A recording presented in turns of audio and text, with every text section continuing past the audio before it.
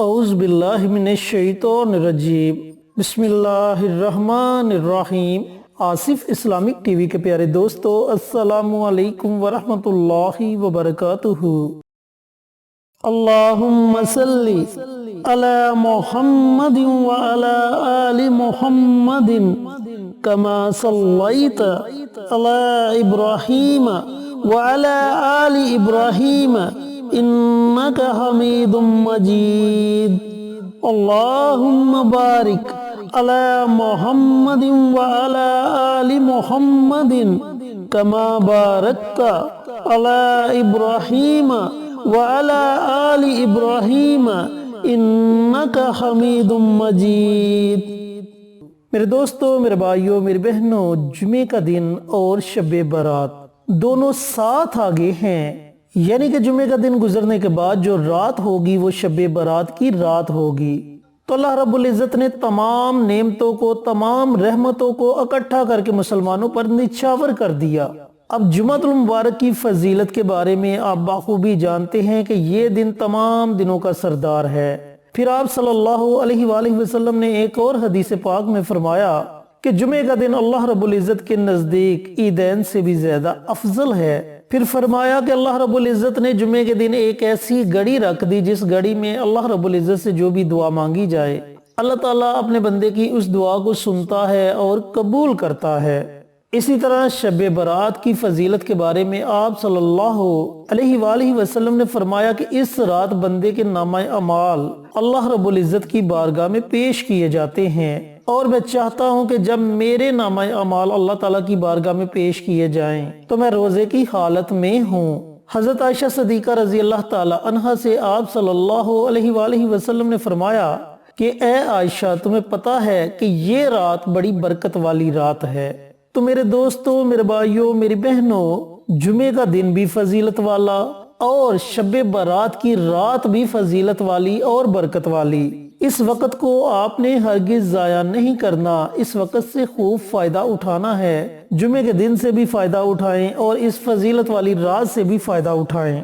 دوستو، ہو سکتا ہے کہ زندگی میں دوبارہ یہ موقع ملے یا نہ ملے، اللہ تعالیٰ نے یہ موقع عطا کیا ہے، اس موقع سے ضرور فائدہ اٹھائیں، کثرت کے ساتھ اللہ رب العزت کے حضور توبہ استغفار کرے، اپنے گناہوں کی معافی مانگے۔ اللہ تعالیٰ بڑا غفور الرحیم ہے، وہ معاف کرنے والا ہے، وہ ضرور اپنے بندے کے گناہوں کو معاف فرما دیتا ہے، کیونکہ اللہ تعالیٰ اپنے بندے کو ماں سے بھی 70 گنا زیادہ محبت کرتا ہے، اور وہ یہ نہیں چاہتا کہ اس کا بندہ گناہ کرے، برے کام کرے اور اس کا ٹھکانہ دوزخ ہو۔ تو دوستو، اللہ تعالیٰ کو منا لیں، اللہ تعالیٰ نے یہ موقع دیا ہے، اس رات کو خوب اللہ تعالیٰ کی عبادت کریں تاکہ اللہ ہم سے راضی ہو جائے۔ اور اس کے ساتھ ساتھ ایک وظیفہ، ایک عمل آپ کی خدمت میں پیش کرنے لگا ہوں، اس وظیفے کو بھی ضرور کریں۔ یہ وظیفہ بالخصوص رزق میں اضافے کے لیے ہے، اور وہ لوگ جو روزی کی وجہ سے پریشان ہیں، رزق کی وجہ سے پریشان ہیں، وہ اس عمل کو ضرور کریں۔ چینل پر نئے آنے والے دوستوں سے گزارش ہے کہ چینل کو سبسکرائب کر کے ساتھ گھنٹی کے بٹن کو دبا کر آل نوٹیفیکیشن پر کلک کر دیں تاکہ میری ہر نئی آنے والی ویڈیوز کی اپڈیٹ آپ تک بر وقت پہنچتی رہے۔ جزاک اللہ۔ میرے دوستوں، میرے بھائیوں، میری بہنوں، یہ جو وظیفہ آپ کے ساتھ شیئر کروں گا، یہ وظیفہ قرآن پاک کی چھوٹی سی 2 سورتوں کا وظیفہ ہے۔ ایک سورت الکوثر اور دوسری سورت اخلاص ہے، اور یہ دونوں صورتیں بچے کو زبانی یاد ہیں۔ وظیفہ پڑھنے میں آپ کو زیادہ وقت نہیں لگے گا، لیکن یہ وظیفہ آپ کو پورا سال فائدہ دیتا رہے گا۔ اب سورت کوثر کی فضیلت کے بارے میں بھی آپ بخوبی جانتے ہیں کہ اس میں اللہ رب العزت نے نبی پاک صلی اللہ علیہ وآلہ وسلم کے ساتھ حوضہ کوثر کا وعدہ کیا ہے، اور حوضہ کوثر کا پانی دودھ سے زیادہ سفید اور شہد سے زیادہ میٹھا ہے اور صاف شفاف ہے، اور بروزہ قیامت نبی کریم صلی اللہ علیہ وآلہ وسلم اپنے ہاتھوں سے اپنے امتیوں کو اس پانی سے سیراب کریں گے۔ اور اسی طرح سورۃ اخلاص کی فضیلت کے بارے میں بھی آپ بخوبی جانتے ہیں کہ سورۃ اخلاص میں اللہ رب العزت کی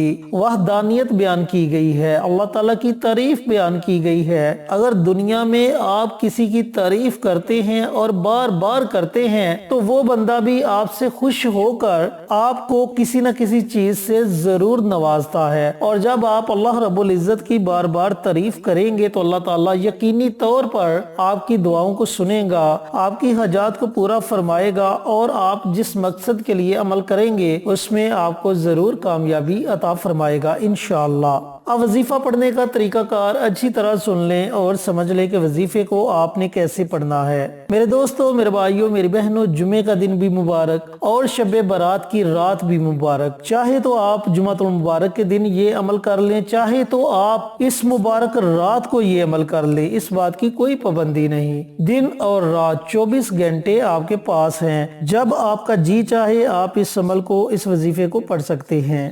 آپ نے کرنا یہ ہے کہ 3 دانے لونگ کے لینے ہیں، 3 دانے لے لیں اور تنہائی میں بیٹھ جانا ہے۔ تنہائی میں ایسی جگہ بیٹھنا ہے جہاں آپ کے وظیفے میں کوئی خلل پیدا نہ کرے۔ سب سے پہلے پیارے آقا سرور کائنات حضرت محمد مصطفیٰ صلی اللہ علیہ وآلہ وسلم کی ذات اقدس پر درود پاک کا نذرانہ پیش کریں۔ درود پاک آپ اپنی مرضی سے پڑھ سکتے ہیں، 1 مرتبہ پڑھیں، 3 مرتبہ پڑھیں، 5 مرتبہ پڑھیں، یہ آپ کی اپنی مرضی ہے۔ اور اس کے بعد آپ نے صرف 33 مرتبہ ان دونوں سورتوں کو پڑھنا ہے۔ اب ان دونوں سورتوں کو پڑھنے کے 2 طریقہ کار ہیں، دونوں میں آپ کے ساتھ شیئر کر دیتا ہوں۔ درود پاک پڑھنے کے بعد یا تو آپ 33 مرتبہ پہلے سورۃ الکوثر کو پڑھ لیں اور پھر 33 مرتبہ سورۃ اخلاص کو پڑھیں۔ پہلے بسم اللہ پڑھیں، اس کے بعد بنا بسم اللہ کے سورۃ الکوثر کو پڑھ لیں۔ اسی طریقے سے جب آپ سورۃ اخلاص پڑھنے لگیں تو شروع میں بسم اللہ پڑھ لیں، اس کے بعد بنا بسم اللہ کے سورۃ اخلاص کی تلاوت کر سکتے ہیں۔ ایک تو طریقہ کار یہ ہو گیا کہ آپ علیحدہ علیحدہ 33 مرتبہ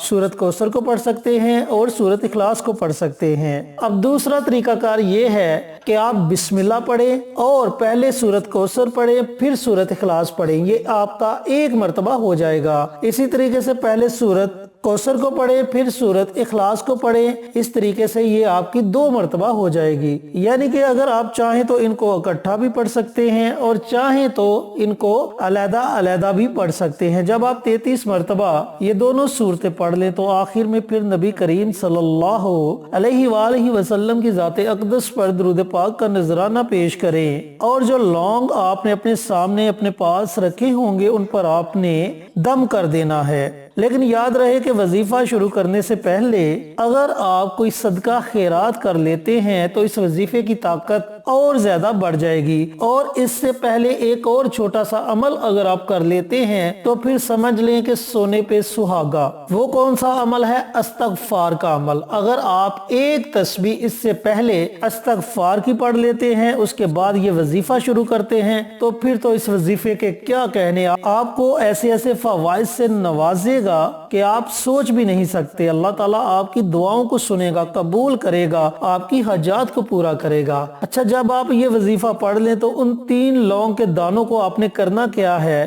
کہ اگر آپ کا کاروبار ہے، اگر آپ کی کوئی فیکٹری ہے، کوئی دکان ہے، یا اس کے علاوہ کوئی چھوٹا موٹا آپ کا کاروبار ہے، تو آپ نے ان 3 لونگ کے دانوں میں سے 2 لونگ کے دانے آپ نے اپنے گھر رکھ دینے ہیں، اور بچا 1 لونگ کا دانہ، وہ لونگ کا دانہ آپ نے اپنے کاروبار کی جگہ پر جا کے رکھنا ہے۔ اور جو لونگ کے دانے آپ نے گھر میں رکھنے ہیں وہ بھی کسی محفوظ جگہ پر رکھ دیں، اور جو لونگ کا دانہ آپ نے اپنے کاروبار والی جگہ میں جا کے رکھنا ہے، اپنے آفس میں رکھ لیں، تو وہ بھی کسی محفوظ جگہ جا کر رکھنا ہے۔ پھر آپ دیکھتے جائیں کہ آپ کے گھر میں کیسے خیر و برکت آتی ہے، آپ کے کاروبار میں کیسے خیر و برکت آتی ہے۔